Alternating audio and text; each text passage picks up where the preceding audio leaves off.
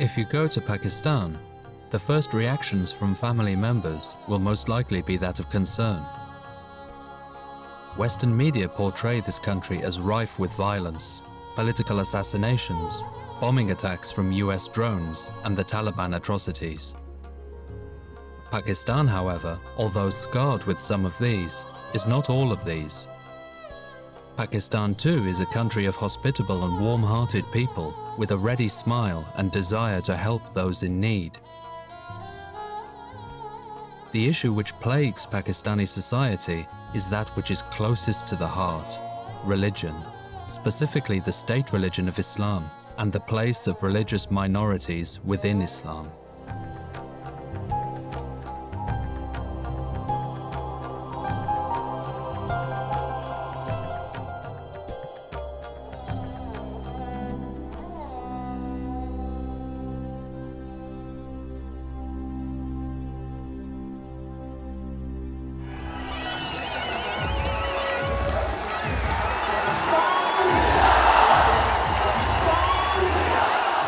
Pakistan, or more precisely, the Islamic Republic of Pakistan, lies in South Asia and is bordered by Iran, Afghanistan, China, and India. The country achieved independence in 1947 following the end of British colonial rule in India. The founding father, Mohammed Ali Jinnah, envisioned a country, although based on Islam, which was to be simultaneously pluralistic, accepting believers of other faiths, Hindus, Sikhs, and Christians. Today, 97% of this society of over 180 million people is Muslim. The majority are Sunni. The remaining 2% are Christians, though by no means new to the religious landscape, with the arrival of St. Thomas landing near to what is modern-day Islamabad, the current capital of Pakistan, in the year 52 AD.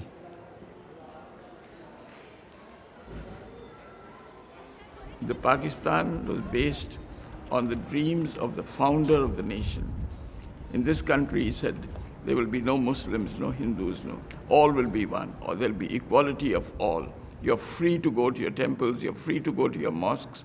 There was this freedom that was stressed. And that was the spirit in which we began this country.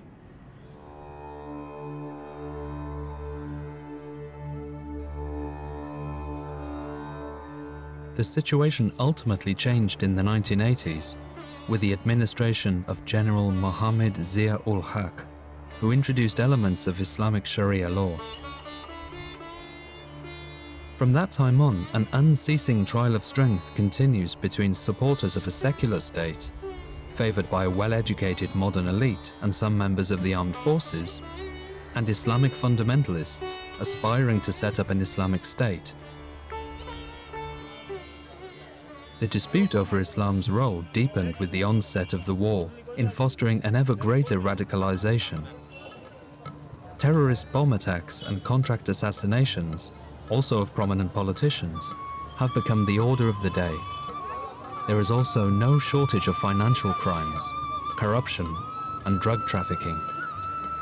Those who suffer most are the poor and religious minorities, especially Hindus and Christians.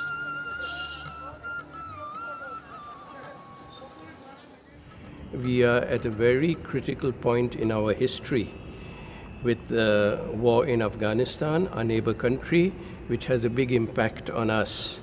Then we have many internal problems, political problems, also increasing religious intolerance. There have been attacks on churches, a lot of violence against Christians. Again, a phenomenon which we never had before to this extent.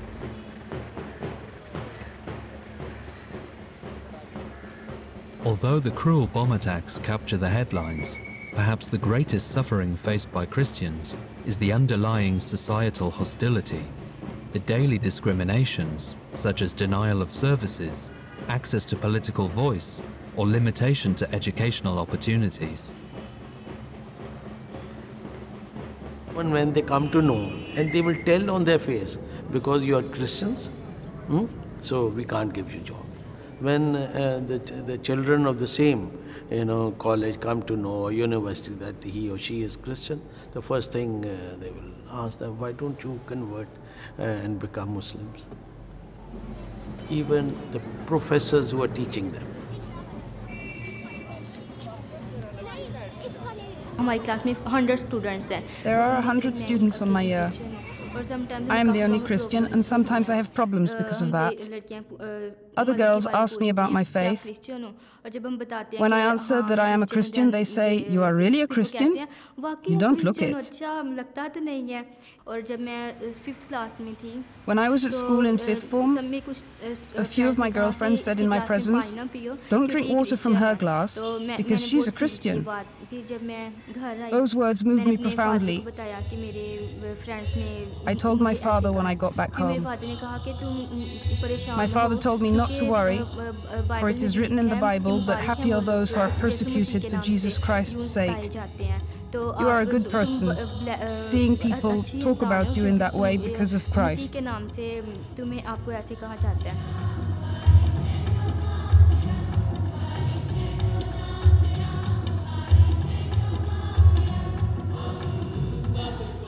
During Ziaul Haq, there were a few laws which were made, which are in a way very prejudiced law, very discriminatory laws. And among these laws, there is one with regard to witnessing. There are 2 women equal to 1 man. So if in Islamic law, 2 mature, believing men are taken as witnesses, then it has to be 4 Muslim women. And it has to be 4 Christian or Hindu men, but there have to be 8 Christian women. So if there is an adultery case or rape, then a woman has to prove, if she wants to go to the court against the man who has raped her, then she has to collect all these witnesses. And from where would she collect? And if she failed to prove her case, that means the rape case will be turned into adultery case.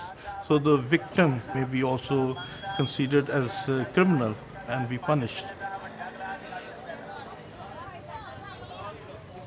The Catholic Bishops' National Council for Justice and Peace reports that approximately 30% of young Christians and Hindus suffer sexual harassment at work.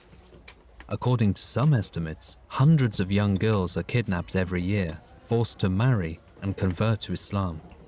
Shafila was 14 years old when her Muslim relatives kidnapped and raped her. She was held captive for several months and forced to convert to Islam. The kidnappers, however, eventually decided to return her for a ransom because of her poor health. The court case did not end up bringing the perpetrators to justice.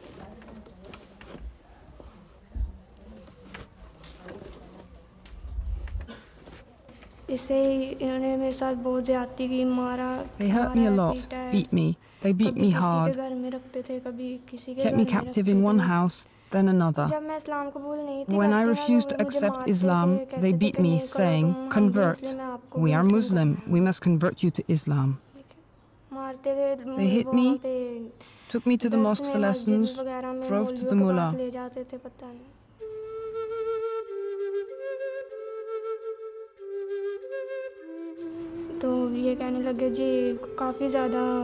They forced me to sign, to put my thumb fingerprint on many documents. Then, in my presence, my uncle phoned my parents and said, "Give us 500,000 rupees and we will return your daughter." They continuously tried to get me to marry, and when they failed, they brought me here and left me.